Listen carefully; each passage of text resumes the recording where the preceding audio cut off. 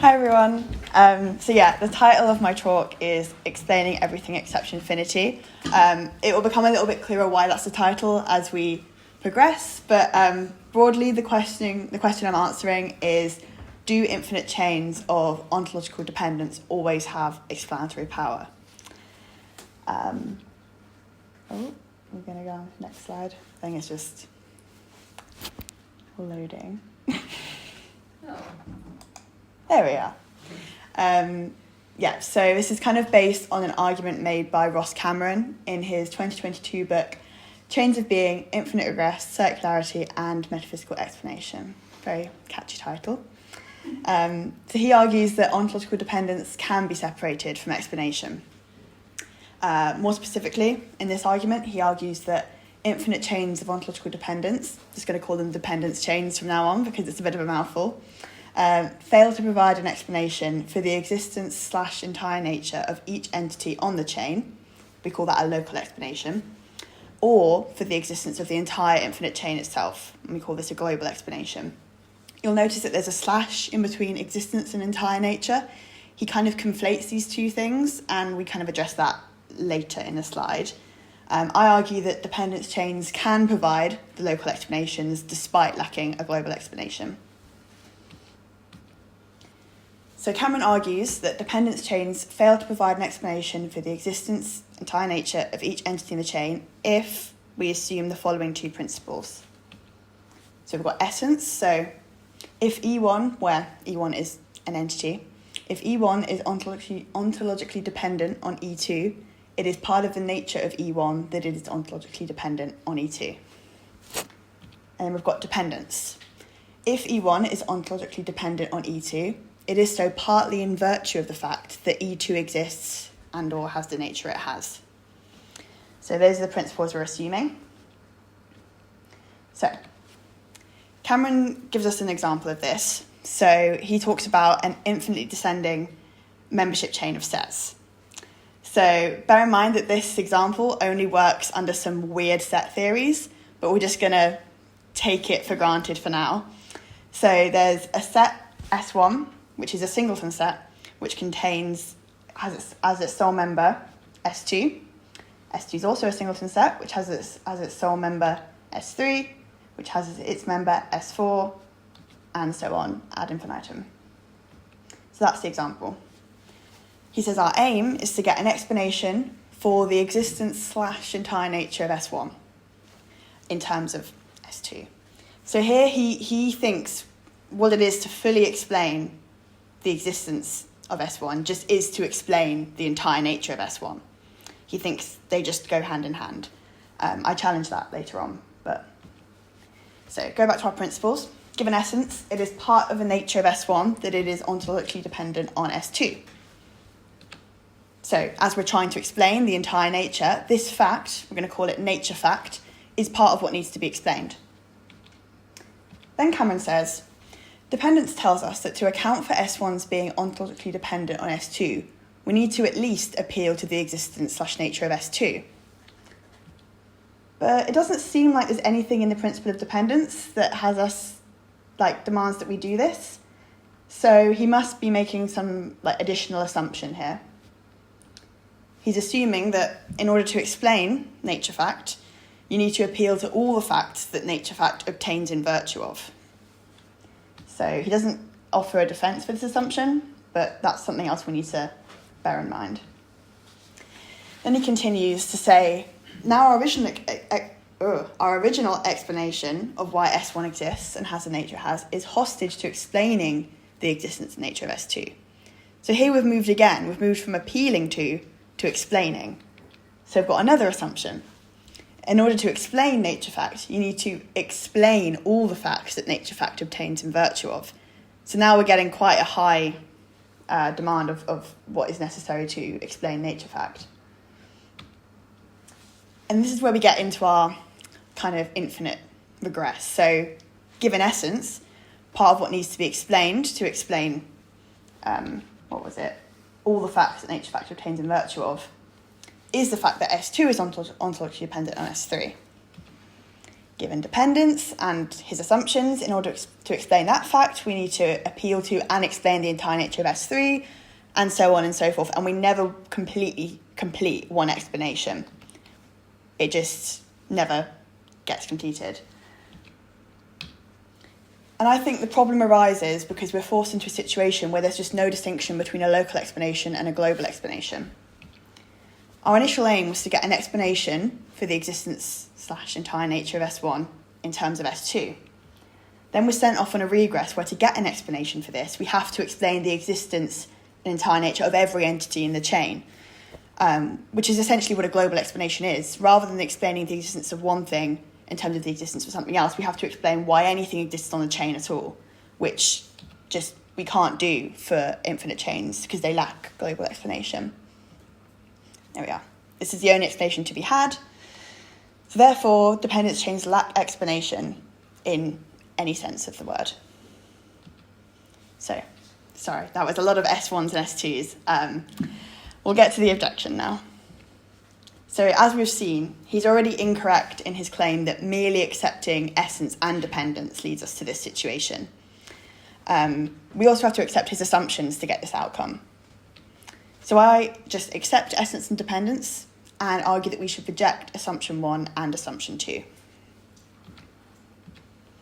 So just before I dive into the complete objection, this is a bit of background that kind of supports my objection.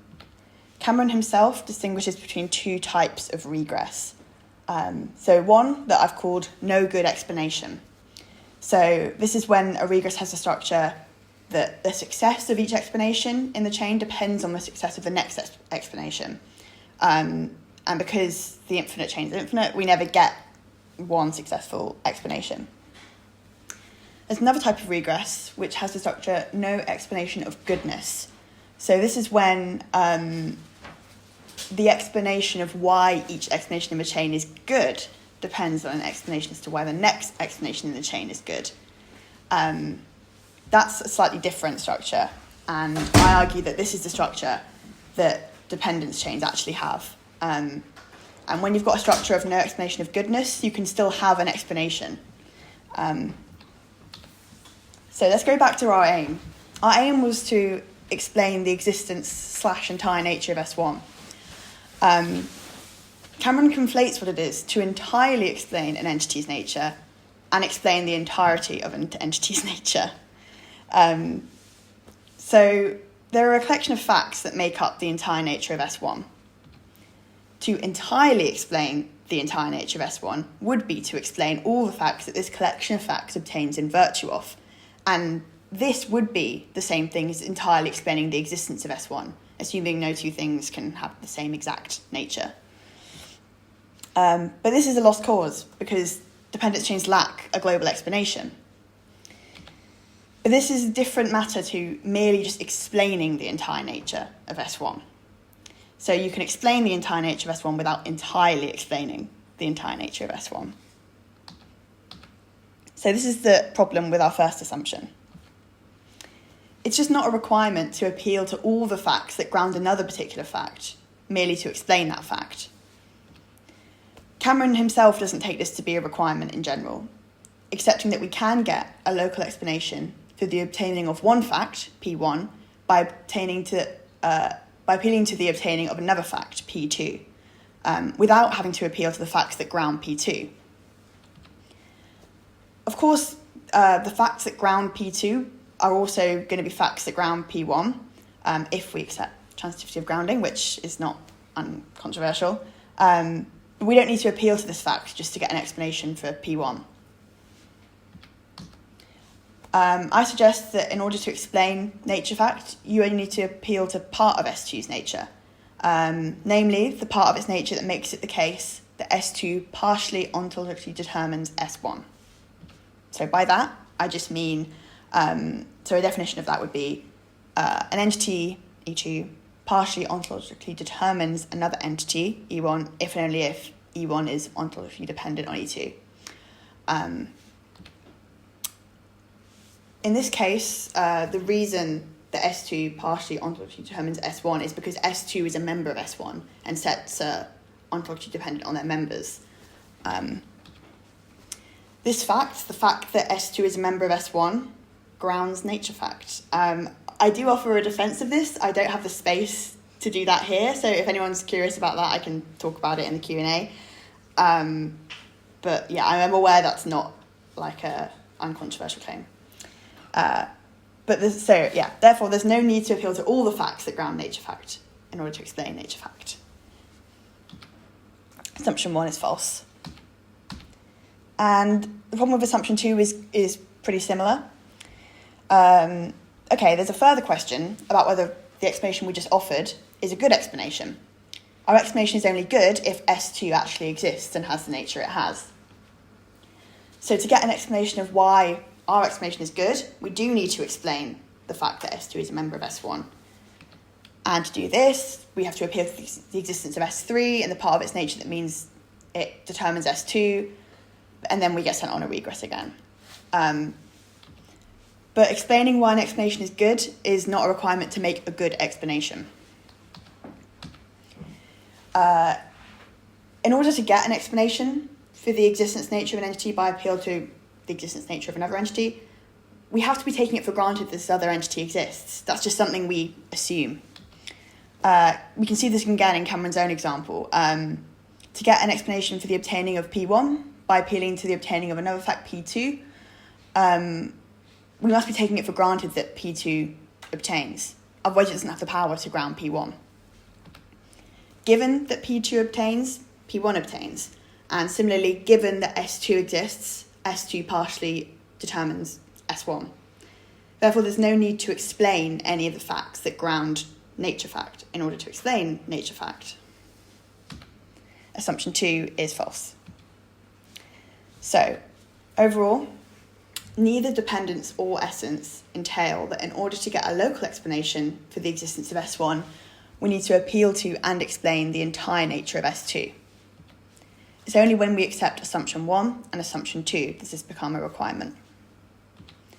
I argue that to accept these assumptions is to lose sight of the distinction between getting a good explanation and explaining why this explanation is good, a distinction that Cameron himself relies upon. And it's also to conflate entirely explaining an entire nature and just to explain an entire nature.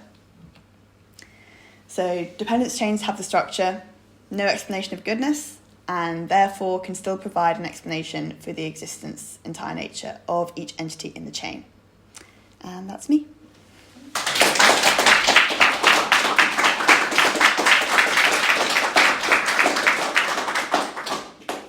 Amazing. Thank you very much for your talk. No worries. Sorry if I rushed as well. I was conscious of going over because I'm not sure how long it was going to be, so I rambled a little bit. Well, let's get straight into Q&A. If anyone wants to do that, and then we're going to have 10 minutes of break in between. So for the first. Yeah, come on. So thank you for your talk. That's a very interesting topic.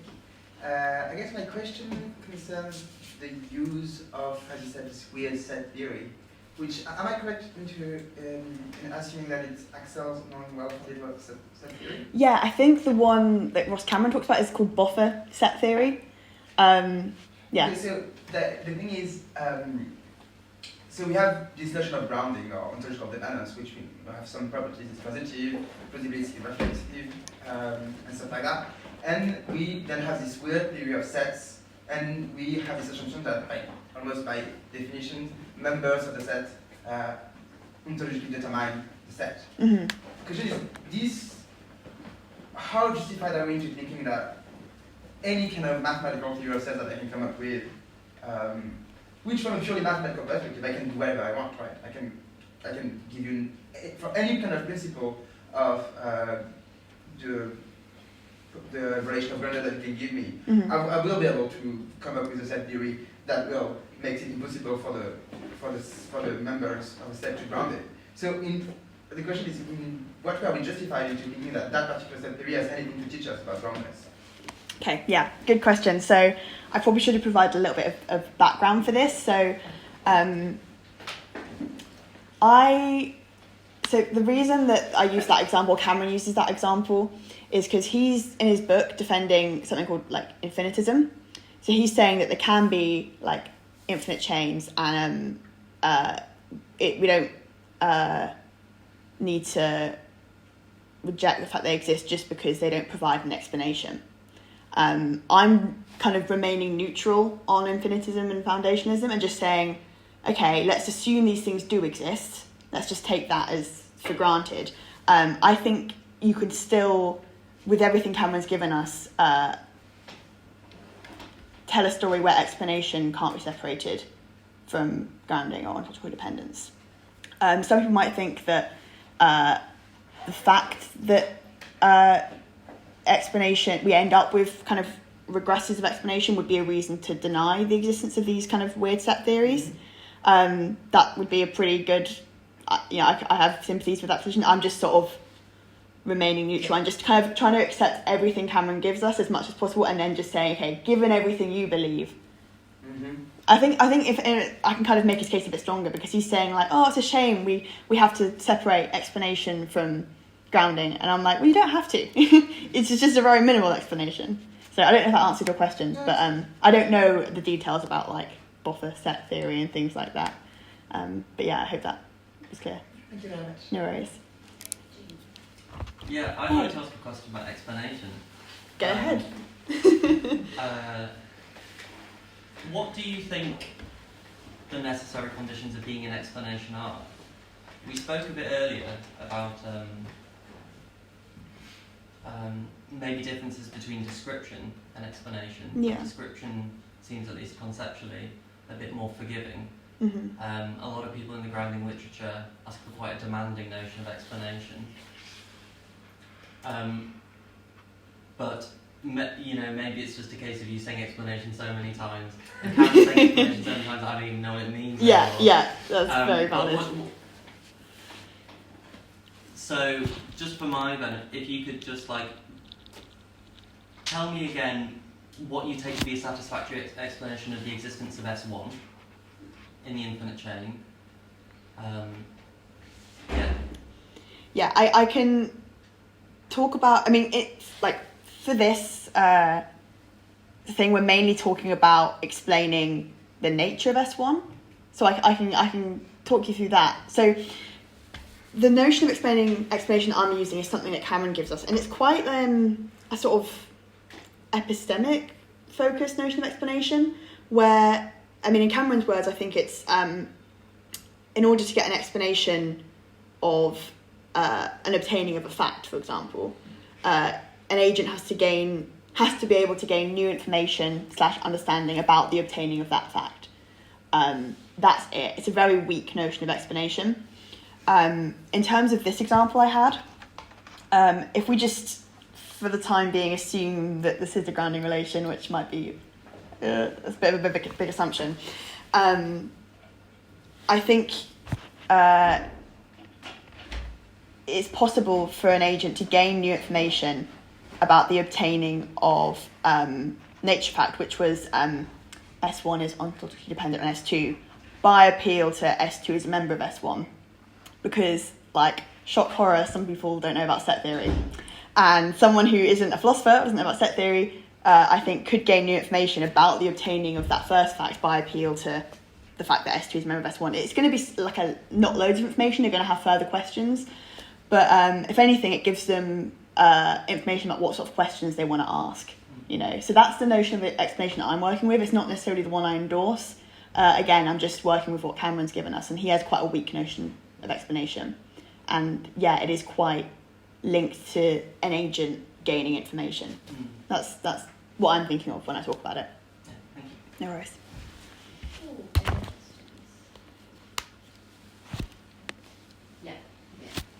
Can I just ask a follow-up about the explanation thing? Sure.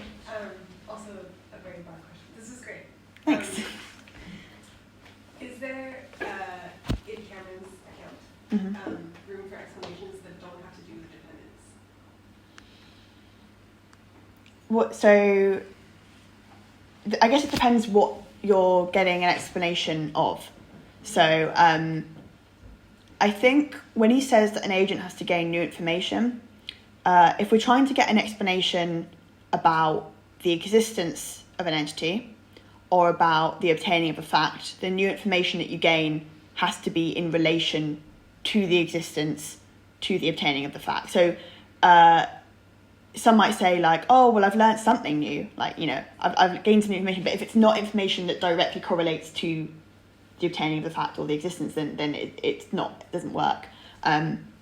If you more mean just in general, like how do we define explanation? I'm not sure of how he defines it here would translate to a general thing. I think it is. I think that's kind of what he's modelling it on. I think he's thinking about a very kind of folk notion of explanation and being like, well, look, if we're going to call something an explanation, we ought to think of it as giving us something new, like giving us something to work with.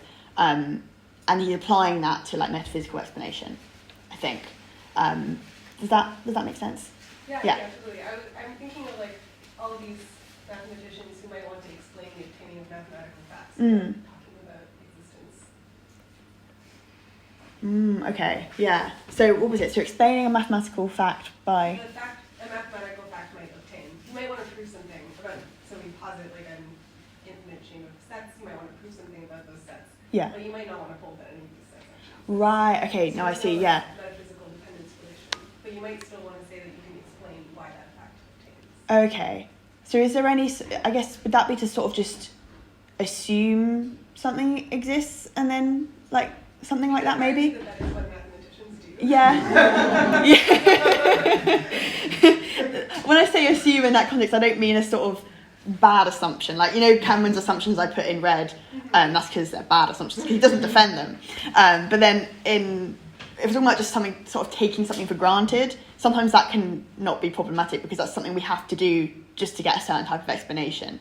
If we didn't take a lot of things for granted, we just wouldn't be able to get explanations for anything, you know, without going all the way to the chain. So, yeah, I think you probably just say they're kind of assuming some sort of existence or taking something for granted, yeah. Okay, we have time for one more question or follow-up. Yeah. Just a clarification. Mm-hmm. Thanks, this was very interesting, obviously. You didn't mention whether it might make a difference either to you or Cameron whether these chains are sort of, as it were, potentially infinite or actually infinite. Does that make a difference? And I would hope so, but I wonder how that plays out. So I think where the sort of infinite chains, the like infinite nature of the chains comes in is that so Cameron's problem that he proposes, it's only a problem because it's infinite. If we were dealing with a finite chain, it would just mean that the explanation that we got for S1 was very long. So say if it had like, I don't know, 10,000 steps, it could still provide an explanation because there is an endpoint. The problem with when we're doing infinite chains is that there's no endpoint. So you never think about if you were writing the explanation down and you're writing because this, you never finish it. You never do a full stop. You never get to the end. You could get to the end of a finite but long chain. But other than that, I think, Cameron makes some other arguments in the book of separating dependence and grounding from explanation in general, even if we're not thinking about infinite chains, and the same sort of arguments or similar arguments apply there. Obviously, I'm just talking about his argument with an infinite chain. But yeah, he does it. There are problems that still come up with finite chains too.